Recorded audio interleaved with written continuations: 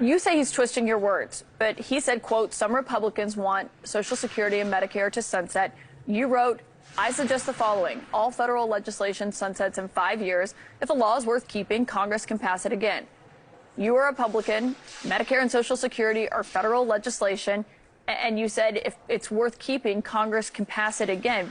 But no one, I don't think, has confidence that if something comes up for a vote every 5 years, that Congress is going to be able to make sure it stays, especially something that vitally important to so many. Kayla, I've been clear. I'm not going to do it. In contrast, let's remember, just a few months ago, all Democrats voted and Joe Biden signed a bill to cut $280 billion out of Medicare. $280 billion cut out of Medicare. That's not true, Senator. We talked about this the other day when you were on the program, that what it passed in the Inflation Reduction Act, reducing drug spending, is not cutting benefits to Medicare. Okay, Kayla, let me just read you something Jake Tapper said.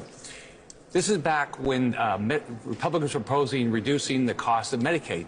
He said, Jake Tapper said, I know the Trump administration is excited that Medicaid will go back to the states where they have more control and can experiment and be more efficient.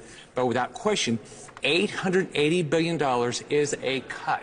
So is it a cut when Republicans do it, but not a cut when Democrats propose savings? But what you're referencing, Senator, I looked into this because we talked about it the other day, and even the senior VP for AARP's government affairs said this has been fact-checked repeatedly and shown to be a lie. In fact, this bill saves Medicare nearly $300 billion by lowering the price of drugs. Only drug companies would say that saving people money is a bad thing.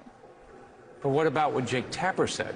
I mean, what Jake Tapper said... Was Jake Tapper referring to the Inflation Reduction Act? I don't think he was. He was referring to a reduction in costs in Medicaid. So that's a cut. But how does that have to do with what Democrats passed last fall?